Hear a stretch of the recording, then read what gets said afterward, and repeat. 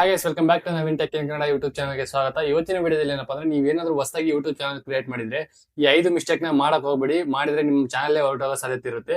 ಹಾಗಿದ್ರೆ ಮಿಸ್ಟೇಕ್ ಗಳು ಏನಂತ ನಾನು ವಿಡಿಯೋದಲ್ಲಿ ಫುಲ್ ಡೀಟೇಲ್ಸ್ ಆಗಿ ಎಕ್ಸ್ಪ್ಲೇನ್ ಮಾಡ್ತೀನಿ. ವಿಡಿಯೋನ ಕೊನೆ ತನಕ ನೋಡಿ. ಹಾಗೆ ಹೊಸಬರಾಗಿ ನೋಡ್ತಿದ್ರೆ ಪ್ಲೀಸ್ ಲೈಕ್ ಅಂಡ್ ಸಬ್ಸ್ಕ್ರೈಬ್ ಮಾಡೋದು ಮಾತ್ರ ಮರಿಬೇಡಿ. ಬನ್ನಿ ಗೈಸ್ ವಿಡಿಯೋ ಶುರು ಮಾಡಿ. ಬನ್ನಿ ಗೈಸ್, ಮೊದಲೇದಾಗಿ ಬಂದ್ಬಿಟ್ಟು ಯೂಟ್ಯೂಬ್ ನಲ್ಲಿ ಕಮ್ಯುನಿಟಿ ಗೈಡ್ಲೈನ್ಸ್ ಅಂತ ಇರುತ್ತೆ. ಈ ಕಮ್ಯುನಿಟಿ ಗೈಡ್ಲೈನ್ಸ್ ನಿಮ್ಗೆ ಏನಾದ್ರು ಬಿತ್ತು ಅಂದ್ರೆ ನಿಮ್ ಚಾನಲ್ ಹೊರಟೋಗ್ಬಿಡುತ್ತೆ, ಮತ್ತೆ ನೀವು ಚಾನಲ್ ಕ್ರಿಯೇಟ್ ಮಾಡಕ್ಕೆ ಆಗದೇ ಇಲ್ಲ.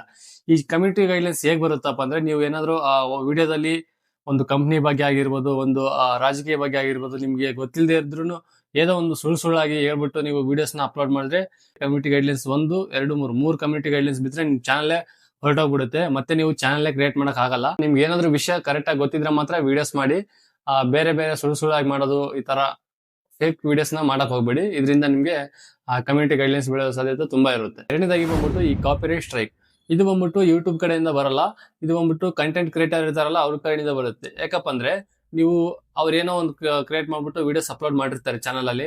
ಆ ವಿಡಿಯೋಸ್ ನಾವು ತಗೊಂಡ್ಬಿಟ್ಟು ನಮ್ ಚಾನಲ್ ಅಲ್ಲಿ ಅಪ್ಲೋಡ್ ಮಾಡಿದ್ರೆ, ಅಕಸ್ಮಾತ್ ನಾ ಅಪ್ಲೋಡ್ ಮಾಡಿರೋ ವಿಡಿಯೋ ಅವ್ರು ಏನಾದ್ರು ನೋಡಿದ್ರೆ ಅವರು ನಮಗೆ ಕಾಪಿರೈಟ್ ಸ್ಟ್ರೈಕ್ ನ ಕೊಡ್ಬೋದು. ಇದ್ರಲ್ಲಿ ಬಂದ್ಬಿಟ್ಟು ಸೇಮ್ 3 ಸ್ಟ್ರೈಕ್ ಇರುತ್ತೆ. 3 ಸ್ಟ್ರೈಕ್ ಏನಾದ್ರು ಬಿತ್ತಂದ್ರೆ 90 ಡೇಸ್ ಒಳಗಡೆ ನಿಮ್ ಚಾನಲ್ ಹೊರಟೋಗ್ಬಿಡುತ್ತೆ. ಮೂರನೇದಾಗಿ ಬಂದ್ಬಿಟ್ಟು ರೀಯೂಸ್ಡ್ ಕಂಟೆಂಟ್. ಅಂದ್ರೆ ನೀವು ಎಲ್ಲೆಲ್ಲೋ ತಗೊಂಡ್ಬಂದ್ಬಿಟ್ಟು ವಿಡಿಯೋಸ್ ನಿಮ್ ಚಾನಲ್ ಅಪ್ಲೋಡ್ ಮಾಡ್ಬಿಟ್ಟು ಸಬ್ಸ್ಕ್ರೈಬರ್ಸ್, ವ್ಯೂವರ್ಸ್ ಎಲ್ಲರೂ ಬಂದಿರ್ತಾರೆ.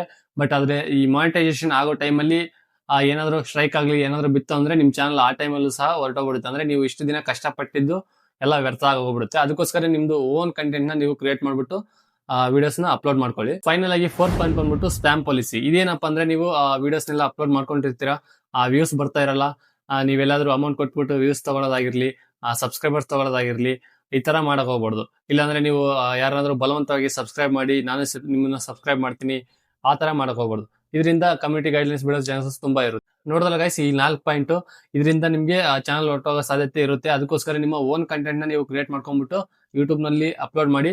ಆರಾಮಾಗಿ ನೀವು ಮಾನಿಟೈಸೇಷನ್ ಆಗುತ್ತೆ, ಎಲ್ಲ ಆಗುತ್ತೆ, ನಿಮಗೆ ಮನಿ ಕೂಡ ಅರ್ನ್ ಮಾಡ್ಬೋದು. ನೋಡೋದಲ್ಲ ಗೈಸ್, ವಿಡಿಯೋ ಬಂದ್ಬಿಟ್ಟು ಇಷ್ಟೇ. ವಿಡಿಯೋ ನಿಮಗೆ ಯೂಸ್ಫುಲ್ ಆಗುತ್ತೆ ಅಂತ ಅನ್ಕೊಂಡಿದ್ದೀನಿ. ವಿಡಿಯೋಗಾದ್ರೆ ಲೈಕ್ ಮಾಡ್ಕೊಡ್ರಿ. ಹಾಗೆ ಹೊಸಬ್ರು ನೋಡ್ತಾರೆ ಪ್ಲೀಸ್ ಸಬ್ಸ್ಕ್ರೈಬ್ ಮಾಡ್ಕೊಂಡು ನೋಟಿಫಿಕೇಶನ್ ಆನ್ ಮಾಡಿ. ನೆಕ್ಸ್ಟ್ ವಿಡಿಯೋದಲ್ಲಿ ಸಿಗೋಣ ಗೈಸ್. Tata, bye bye.